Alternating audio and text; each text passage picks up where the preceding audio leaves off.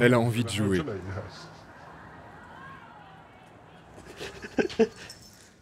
Oh non, elle se cache. Elle est timide. Angus témoigne masqué, car il s'apprête à faire quelque chose d'illégal. Regardez cet objet interdit que je garde chez moi.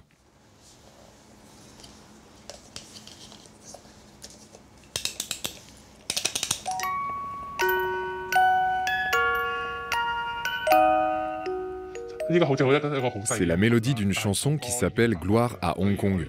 C'était l'hymne de notre mouvement en 2019. Mais un tribunal l'a déclaré illégal. Donc cette boîte à musique est devenue un objet interdit.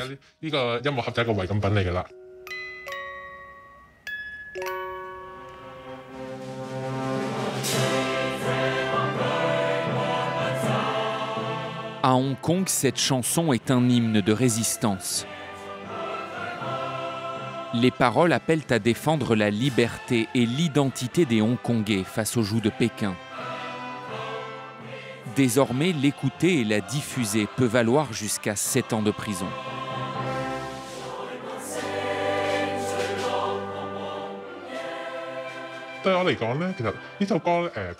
Cette mélodie me rappelle tellement de souvenirs. C'est assez ironique qu'un pays aussi puissant que la Chine et qu'une ville aussi prospère ne tolèrent pas l'existence d'une chanson. Ce n'est pas une arme de destruction massive qu'ils ont interdite, c'est une chanson. En fait, c'est absurde.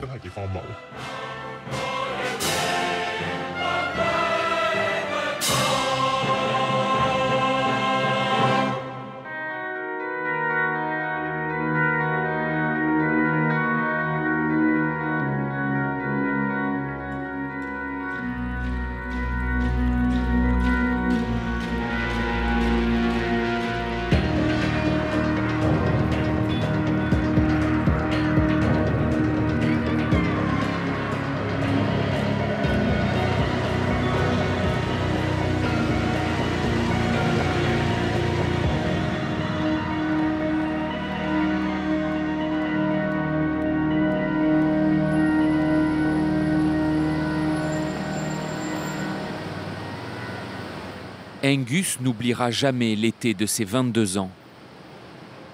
Pendant des semaines, avec des centaines de milliers de Hongkongais, il manifeste contre l'emprise de la Chine sur sa ville. Les manifestations étaient pacifiques. On défilait en chantant des slogans. L'une d'entre elles a même réuni 2 millions de personnes. Malgré la mobilisation populaire, les autorités restent sourdes face aux revendications des manifestants. Hong Kong devient le théâtre d'un bras de fer pour la défense de la démocratie.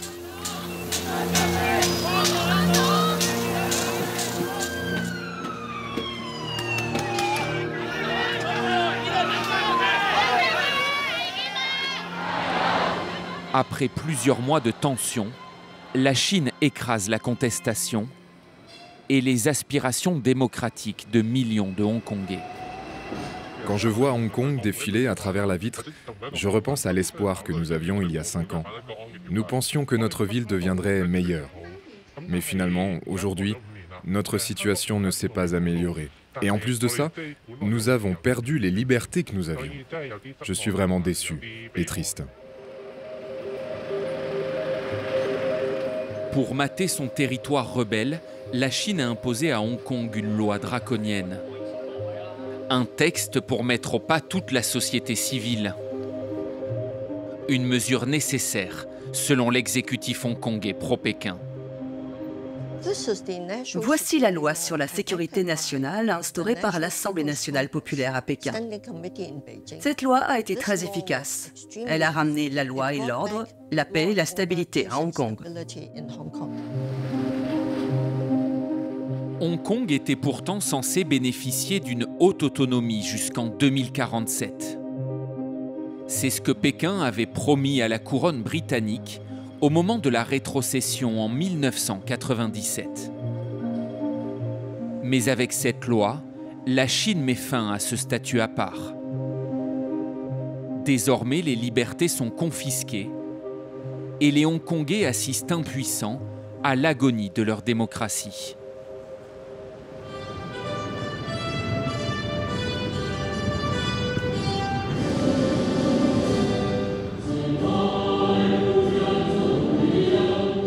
Désormais, à Hong Kong, c'est obligatoire. Les élèves doivent assister une fois par semaine à la levée du drapeau chinois, au son de l'hymne national. Nous sommes chinois. C'est pour ça que les élèves doivent savoir comment lever notre drapeau et chanter l'hymne national.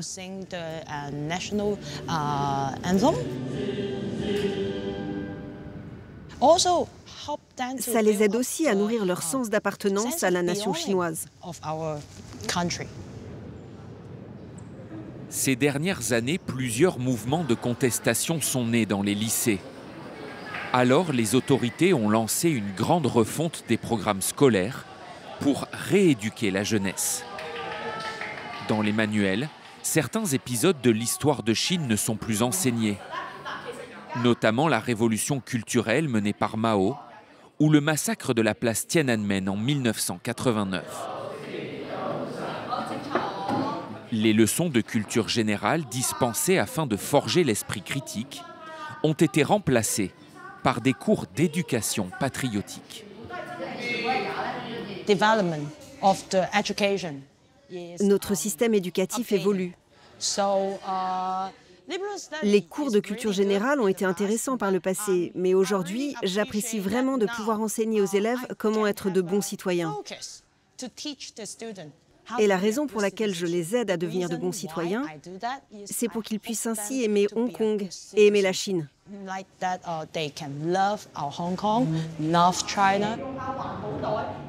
Cette professeure s'est rangée du côté des autorités. Mais depuis la réforme des programmes scolaires, de nombreux collègues refusent d'enseigner l'éducation patriotique. Il serait plus de 10 000 à avoir démissionné de l'éducation nationale, comme ce professeur de culture générale.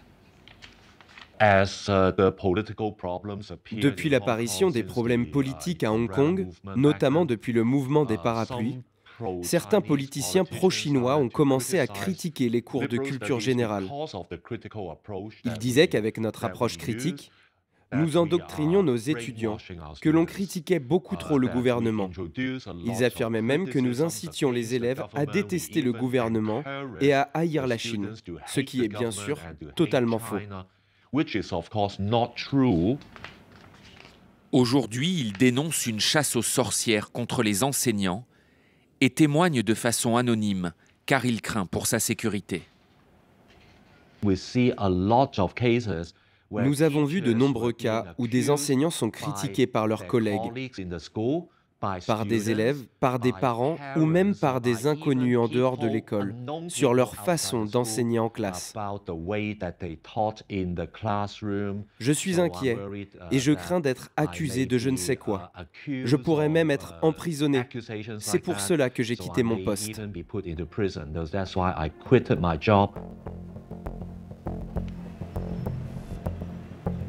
Hong Kong, désormais, est une cité où règnent les interdits et la peur de la dénonciation. Dans les rues de la ville, ces affiches promettent des récompenses pour la capture de militants pro-démocratie en exil. Et ces bannières déployées devant les commissariats encouragent les Hongkongais à repérer et signaler les comportements suspects.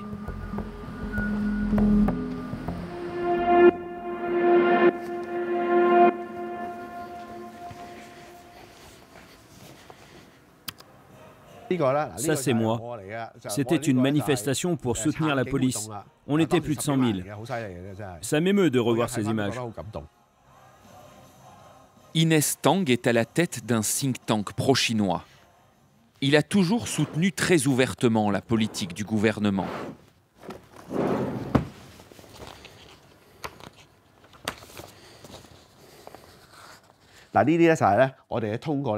Voilà des rapports que nous avons rédigés avec l'aide de citoyens. Nous appelons les Hongkongais à nous signaler des activités suspectes. Et ensuite, on se charge d'enquêter. Dans un quartier, par exemple, on nous a alertés sur le fait qu'un magasin vendait des articles illégaux. On y est allé et on a découvert des livres et des objets qui faisaient référence aux manifestations. On s'est dit que cela violait la loi sur la sécurité nationale. Alors on l'a dénoncé à la police, qui a mené sa propre enquête et a fait fermer la boutique.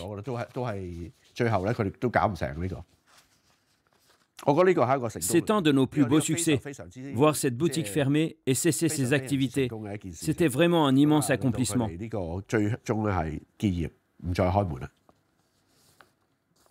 En un an à peine, Inès Tang et son organisation ont dénoncé plus de 100 personnes à la police. Dans ces rapports, il y a un cardinal, des citoyens ordinaires, des libraires, des vendeurs, du personnel associatif, des professeurs. Peu importe le domaine d'activité en fait. Si nous découvrons des personnes qui violent la loi sur la sécurité nationale, nous les signalons.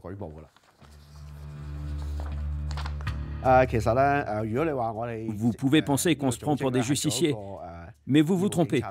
On remplit simplement notre devoir de citoyen.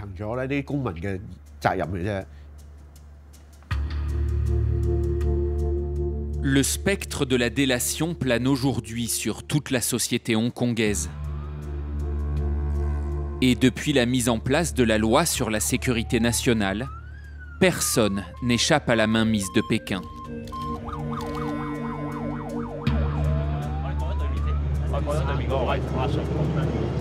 On assure la sécurité, ne restez pas dans le passage. Je suis de la presse locale, j'ai le droit de filmer ici.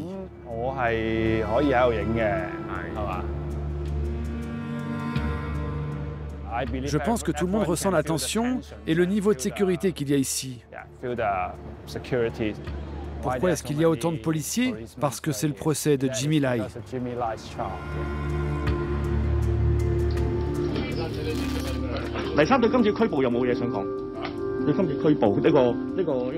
Jimmy Lai, c'est lui. Entrepreneur milliardaire, patron de presse, on le voit ici menotté dans la rédaction de son journal, Apple Daily. Ennemi juré de la Chine, il est arrêté en août 2020, accusé de complot et de collusion avec des forces étrangères. Il croupit depuis en cellule à l'isolement et risque la prison à perpétuité.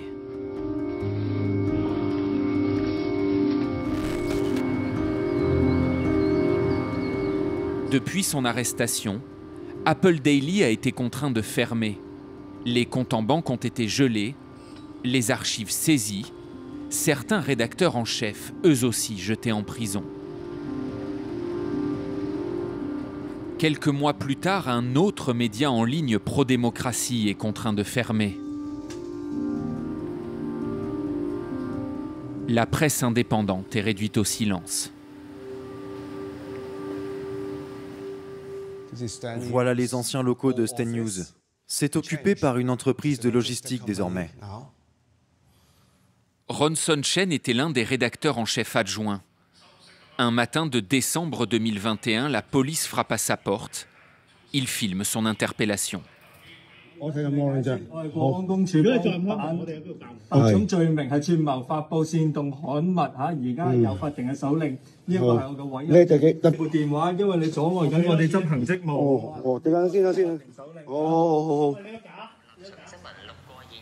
Au même moment, 200 policiers perquisitionnent sa rédaction.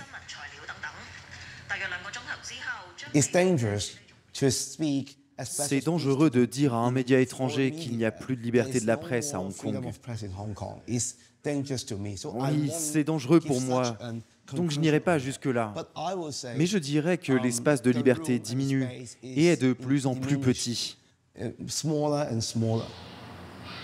Avec la mise au pas des médias, plus de 1000 journalistes se sont retrouvés au chômage.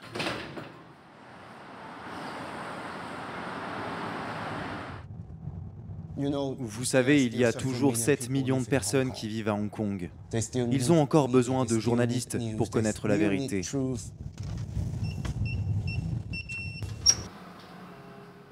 Voici les locaux de Channel C. Malgré les pressions et les risques, Ron Sonchen et certains de ses anciens collègues ont créé un nouveau média. Mais pour pouvoir exister, désormais ils s'autocensurent. Voilà notre site internet et... Oh, non! Je leur avais dit. Ça, c'est un bon exemple. Nous avons fait un article sur les passeports les plus puissants du monde. Et mon collègue a écrit que la Chine est classée 117e, bien loin derrière le passeport taïwanais qui, lui, est 69e. Ça, c'est sensible. Je leur avais demandé de changer, mais ils ne l'ont pas fait. On doit faire très attention à tout ce qui concerne l'identité taïwanaise. On peut toujours couvrir toutes sortes d'actualités, mais on doit faire attention aux mots que l'on emploie. On peut toujours critiquer le gouvernement, mais on doit respecter leur narratif. Et en fait, même si on respecte leurs règles, cela ne veut pas dire qu'on n'aura pas de problème. Après s'être attaqués aux médias privés, les autorités hongkongaises ont orchestré la reprise en main de RTHK, le groupe audiovisuel public. Un nouveau directeur proche du régime a été nommé et les émissions d'investigation supprimées. Longtemps loué pour l'indépendance de sa rédaction, RTHK est devenu, selon cette journaliste, la chaîne porte-parole du pouvoir. Les rédacteurs en chef ne plaisantent pas avec la censure. Ce qui se passe, c'est que je dois d'abord écrire mon script, et ensuite les chefs retirent les passages qu'ils jugent polémiques.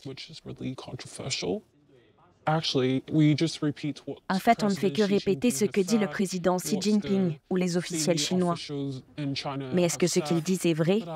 On n'a pas les moyens de le vérifier. On doit simplement répéter, comme une machine de propagande. Avant de dicter le traitement de l'actualité, les autorités ont décidé d'effacer la mémoire de Hong Kong. Je fais une recherche sur les manifestations de 2019. Et tout le contenu est lié à la loi sur la sécurité nationale. Pourtant, la télévision publique a bien couvert les manifestations de 2019. Mais il n'y a aucune image sur sa chaîne YouTube.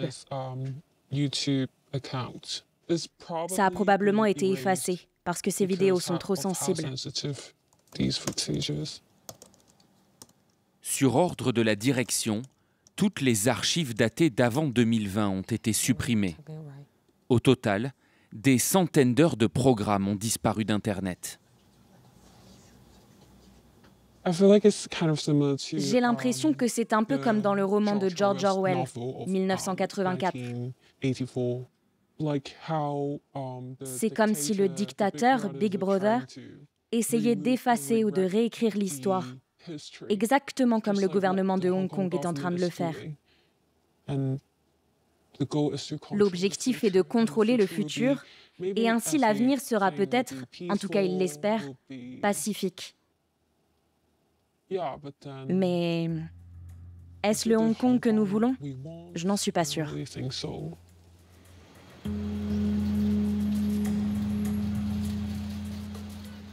Pour façonner le futur de Hong Kong et soumettre tout esprit de révolte, le gouvernement invoque désormais systématiquement la loi sur la sécurité nationale adoptée en juin 2020.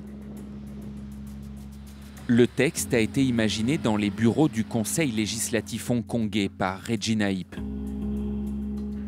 Députée et numéro 3 du régime, elle se félicite de sa version finale, rédigée à Pékin par les autorités chinoises. Elles ont établi 4 crimes. La sécession, la subversion pour tenter de renverser le gouvernement, les activités terroristes et la collusion avec des forces étrangères. Cette loi punit tous ceux qui ne prêtent pas allégeance à la Chine. Elle a permis de museler le camp démocrate et d'envoyer en prison les derniers députés de l'opposition. C'est très regrettable que mes anciens collègues, dont certains étaient mes voisins de bureau, aient mal évalué la situation. Ils pensaient vraiment pouvoir renverser le gouvernement et prendre le pouvoir. Mais ils ont négligé les conséquences juridiques auxquelles ils seraient confrontés. C'est vraiment dommage. Mais désormais, ils doivent en assumer les conséquences. Ils ont fait beaucoup de mal à Hong Kong.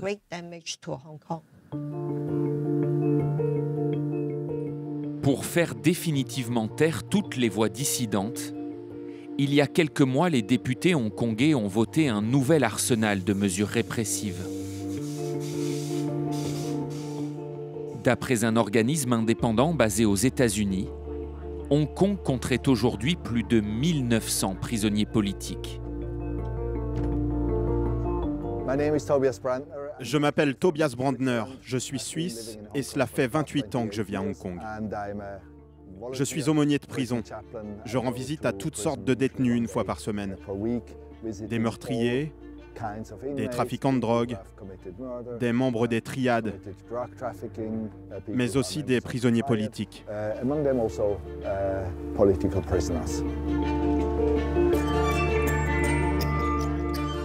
Depuis la mise au pas du camp pro-démocratie, Tobias Brandner est l'un des derniers à Hong Kong à avoir accès aux figures de l'opposition. Ce jour-là, il rend visite à l'un des plus célèbres dissidents, un ennemi juré de Pékin qui purge une longue peine de prison. Par mesure de sécurité, l'aumônier préfère taire son nom. Voilà la prison de Sekpik.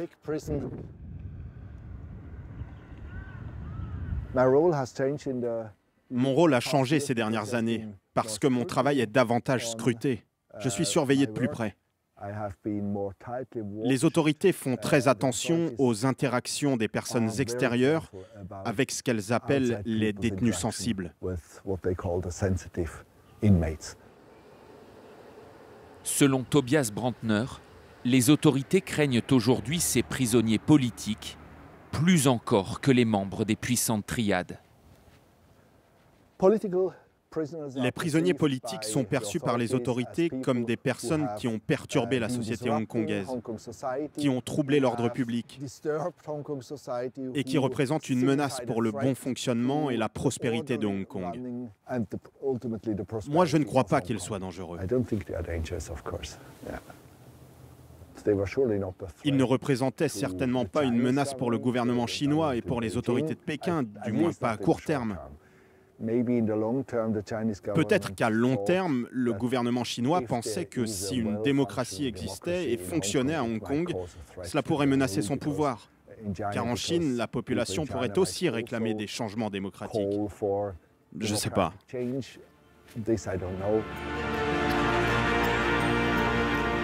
Récemment, 47 militants pro-démocratie ont été jugés pour avoir participé à une primaire organisée par le camp démocrate à l'été 2020.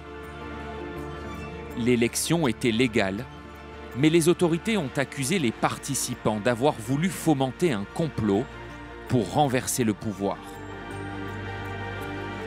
Après 2 ans de procès, 45 des 47 accusés ont été condamnés à des peines allant jusqu'à 10 ans de prison. Je m'appelle Chan Po-ying et je suis la présidente de la Ligue des sociodémocrates. Mon mari est une figure politique bien connue à Hong Kong. Il s'appelle Leung Kwok-keung, mais tout le monde l'appelle Long Hair.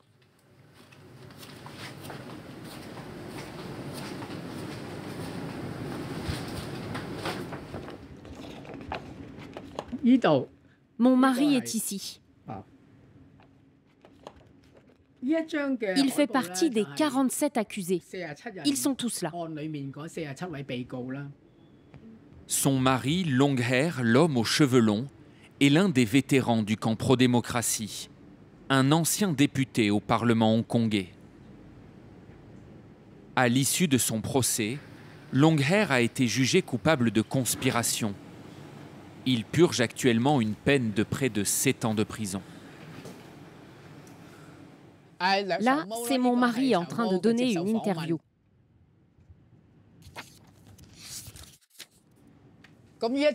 Et ça, c'est une photo de lui jeune. Je dirais qu'elle date de 1979. Celle-ci a été prise après la mort de Liu Xiaobo, un célèbre dissident chinois, prix Nobel de la paix.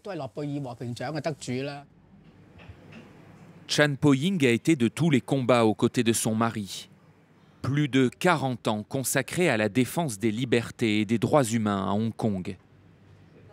Ces dernières années, elle a vu émerger autour d'eux une nouvelle génération de militants. Des jeunes qui portent les mêmes aspirations démocratiques. J'ai un sentiment partagé. Quand je regarde ces photos de mon mari tout sourire, ça me rappelle de bons moments et j'ai envie de sourire moi aussi. Mais quand je réalise que ces personnes sont presque toutes enfermées, ça me rend très triste.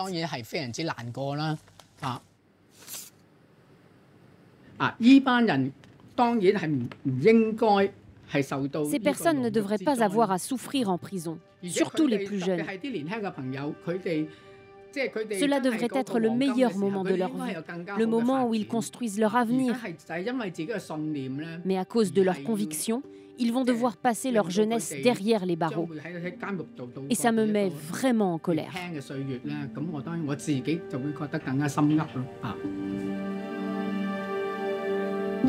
13 des 45 militants pro-démocratie récemment condamnés avaient moins de 30 ans au moment de leur arrestation. Sur celle-ci, on était à Singapour pour regarder un match de foot.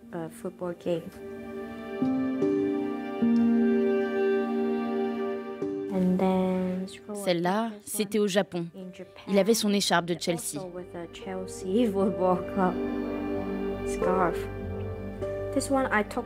Et là, c'est Ventus lorsqu'il a été arrêté.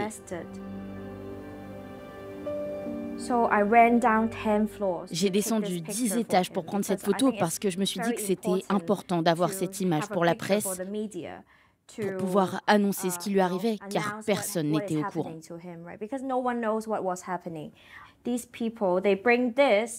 Ces hommes avaient apporté un bélier pour enfoncer la porte au cas où on n'ouvrait pas, mais on les a laissés entrer. Ce sont des policiers de la sécurité nationale, les menottés. Emilia Wong a rencontré son petit ami Ventus Lo il y a 10 ans lorsqu'ils étaient étudiants. Elle était militante féministe, lui venait de s'engager en politique.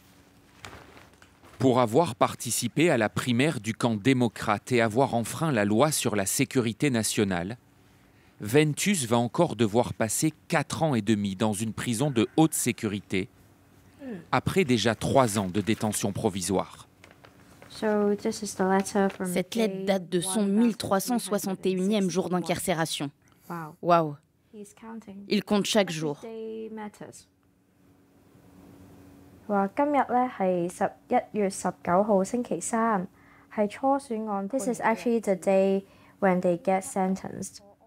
En fait, ça date du jour où il a reçu sa condamnation et il dit que ça ne lui fait rien.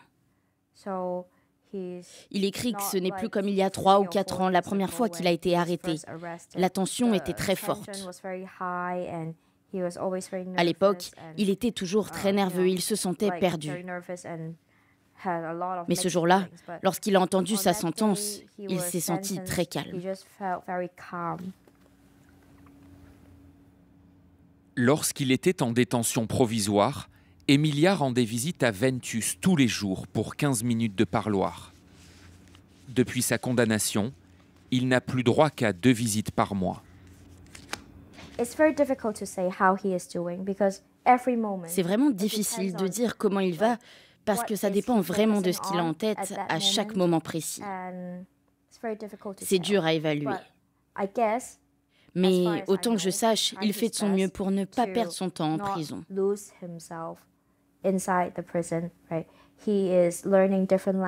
Il apprend des langues, le vietnamien, le russe, le japonais, plein de langues étrangères. Il passe un diplôme en prison.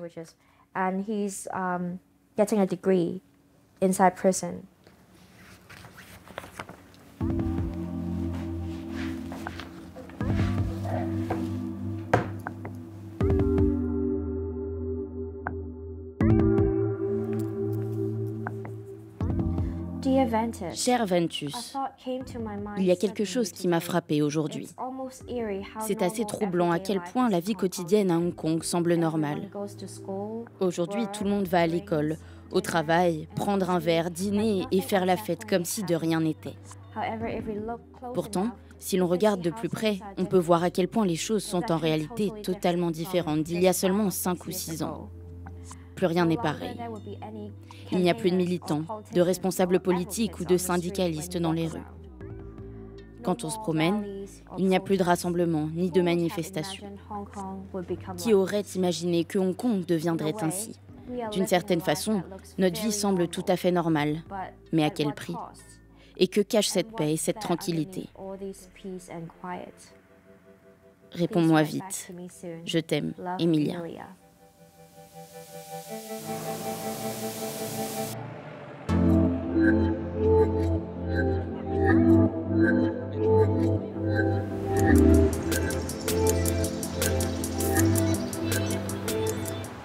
Pierre, papier, ciseaux. Pierre, papier, ciseaux. Ok, je commence.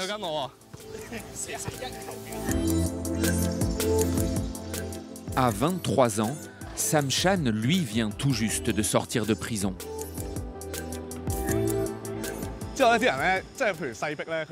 Dans la prison, les gardiens avaient retiré le filet du panier. Donc on perdait un petit peu le sentiment de jouer au basket. Et comment était le terrain? En gravier? Non, c'était du béton, mais il était défoncé. Sam n'est ni journaliste ni député. Il n'a jamais fait de politique. Mais avec des membres de son association étudiante, lui aussi est tombé sous le coup de la loi sur la sécurité nationale. Il a été jugé coupable de subversion pour avoir envoyé à des détenus des paquets de bonbons au chocolat. À cause de ces M&M's, j'ai été condamné à 34 mois de prison. Je n'aurais jamais pensé que le fait de collecter des bonbons pour aider mes camarades emprisonnés m'aurait conduit en prison. Mais en fait, on est arrivé à un stade où tout peut arriver à Hong Kong. Sam a été accusé de vouloir recruter des prisonniers pour provoquer un soulèvement. Les autorités lui reprochent aussi d'avoir diffusé des slogans pro-démocratie.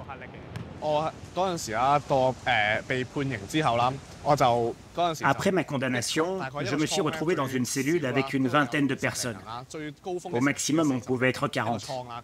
On était vraiment les uns sur les autres. C'était difficile. Il fallait se battre pour aller aux toilettes et l'hygiène était désastreuse.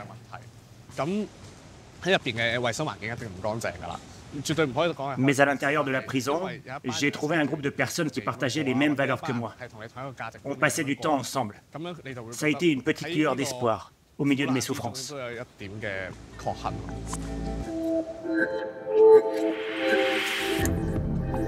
Après 2 ans de prison, Sam a finalement été libéré pour bonne conduite.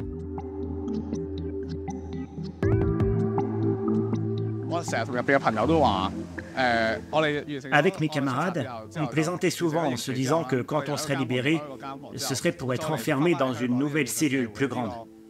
Car Hong Kong est devenu une prison à ciel ouvert.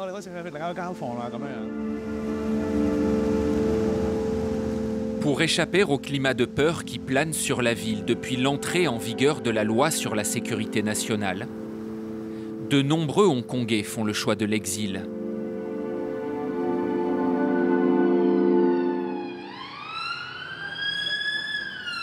Parmi eux, plus de 150 000 ont trouvé refuge dans l'ancienne puissance colonisatrice, en Angleterre. Je m'appelle Fin Lau, j'ai 30 ans. Je suis un activiste hongkongais en exil depuis 2020 à cause de mon combat pour la démocratie et les droits de l'homme à Hong Kong.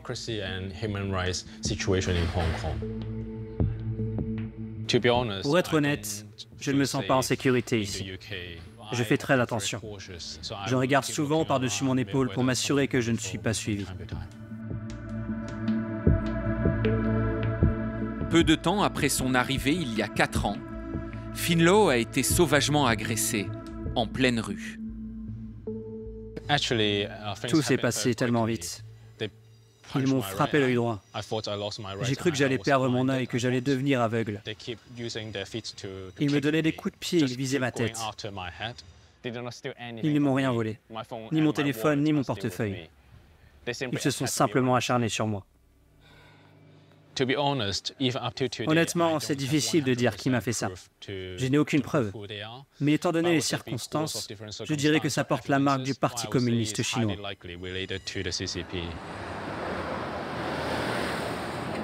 En 2019, Finn Low s'est rendu célèbre pour avoir appelé à une approche plus radicale du mouvement de contestation.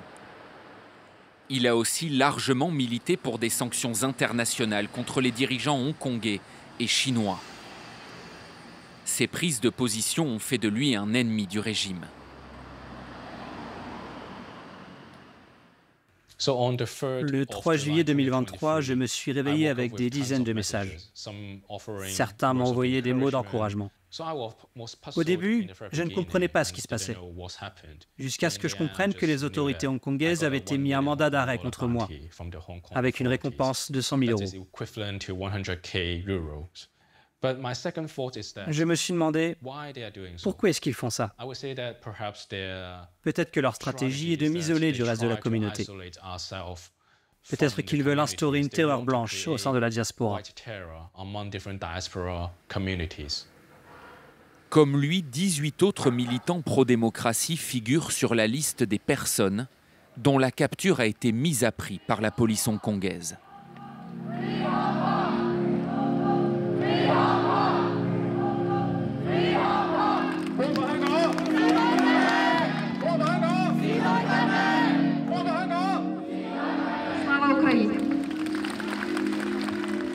Bonjour à tous, je m'appelle Finn Low. Je fais partie des personnes recherchées par les autorités hongkongaises. Merci à tous d'être venus aujourd'hui. Ce 4 juin, la diaspora chinoise en Angleterre commémore les 35 ans du massacre de la place Tiananmen à Pékin. Les peuples opprimés par le pouvoir chinois sont tous là. Tibétains, Ouïghours, Hongkongais. Nous avons perdu nos libertés à Hong Kong, donc c'est important de continuer à faire vivre le mouvement et de nous battre pour la démocratie depuis l'étranger.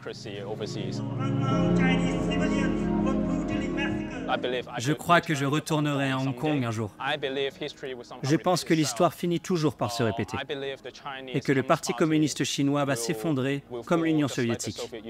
Si on retournait 40 ans en arrière et que l'on disait à des gens que l'URSS allait s'effondrer, on nous prendrait pour des fous.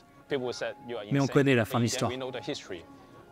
C'est pour ça que je crois que les dictatures sont vouées à connaître le même sort. Mais la clé pour ça, c'est la volonté du peuple de se battre. Si nous abandonnons maintenant, nous ne pourrons jamais retourner à Hong Kong. Mais si on continue nos efforts, alors il nous reste une chance. Quelques jours après ce rassemblement, les autorités hongkongaises ont annulé les passeports de 6 militants en exil, dont celui de Finn Low. Le chef du gouvernement l'a appelé à se rendre immédiatement ou à vivre dans la peur, pour toujours.